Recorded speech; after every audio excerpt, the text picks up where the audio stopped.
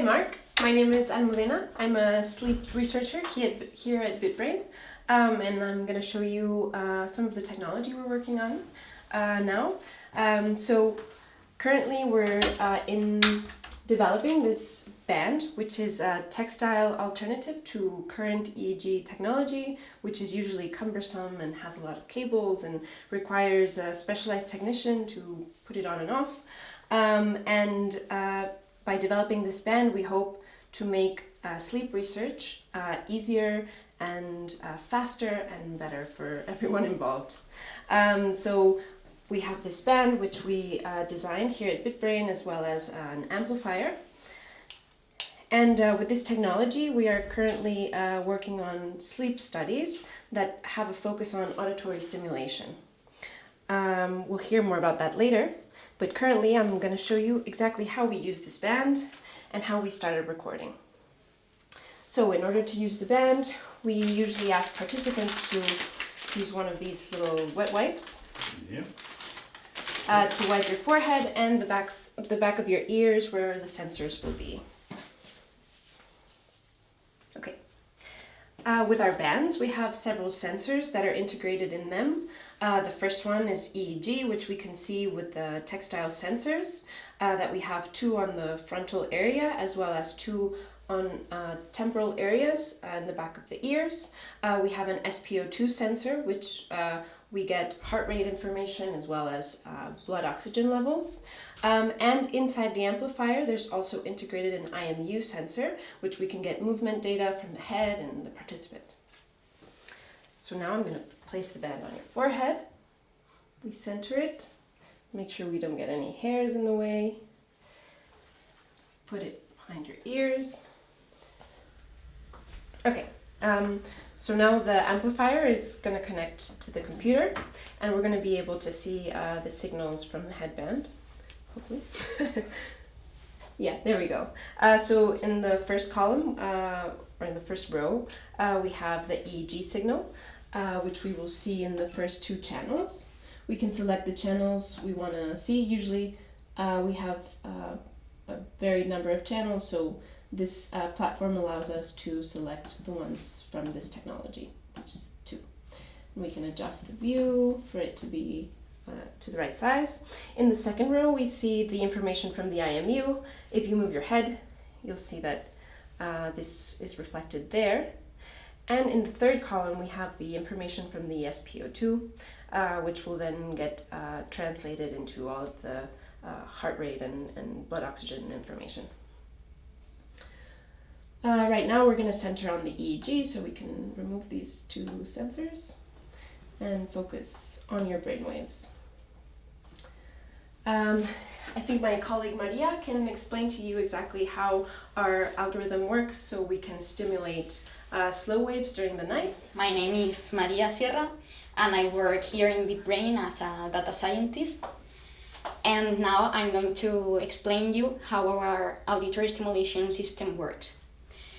So the idea is to produce tones to hit the slow waves that happen in our brains and the sleep spindles during non-REM sleep stages.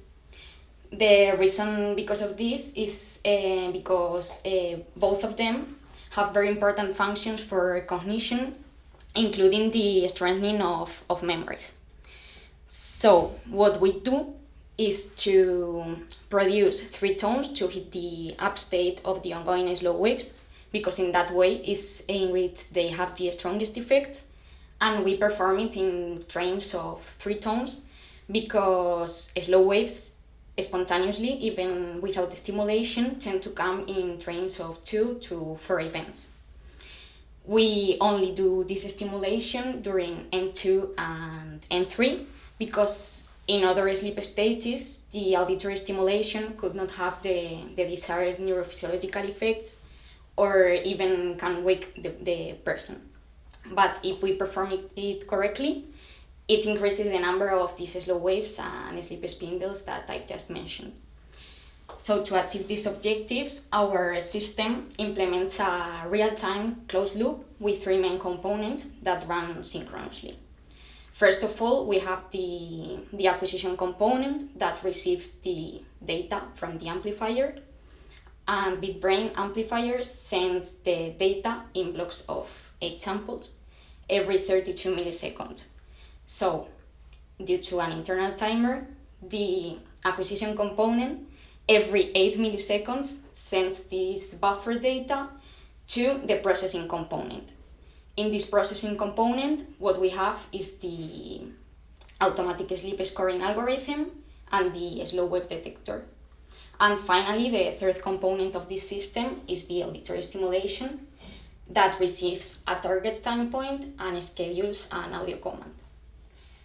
Regarding the slow wave detector, what it does is that it filters the signal in the frequency range that it's needed, and then it checks, it finds the negative peaks of the waves and checks if the amplitude is between certain thresholds to accept that signal segment as a slow wave. If it finds them, it triggers the auditory stimulation routine with the 3 tones that I've just mentioned. The first one after a certain delay to hit the first up state, and then the 2 others after another longer delay to hit the 2 after that. But we only trigger this stimulation routine if the participant has entered into a stable non-REM sleep, as I've just mentioned before. So for that purpose, the slow wave detector receives an input signal that comes from the real-time automatic sleep scoring algorithm. And in this case, we have designed a deep neural network for that purpose that has an input frame size of 30 seconds in order to mimic how sleep scoring is classically performed manually. And it assigns sleep states, normally 5, but in this case we only assign 2 classes, which can be stimulate, which corresponds to N2 and N3, and don't stimulate, which corresponds to wake, N1, and REM. We can hear what exactly the pink noise that we use for the auditory stimulation sounds like. Okay, so we can modify the parameters we want to use to stimulate the sound and the volume and everything. So here we go. We start recording for it to, there we go. Okay, now that it's recording, we can send an event manually, which would be the event that Maria's automatic detector would play when it detects a slow wave. In this case, we can just test it out to see if it works. Here in the EEG, we can also see many different things. Well, here we can, you have the 2 sensors that are on your forehead. If you blink, we can see that. Let's see. There. So here is a blink, another one, another blink. And if you press your teeth together, like grind them together, we can also see that there's noise there. So welcome, Mark, to our Bitbrain Sleep Laboratory. It is equipped with all of the comforts of a hotel, also with our technology. We have speakers that work for our auditory stimulation that will send sounds when our detector detects a slow wave while you're sleeping. We also have a handy thermometer for temperature and humidity. We try to keep these rooms as temperature controlled as possible, especially in the hot Spanish summers. So now we would say goodnight and send you to bed and play our algorithms.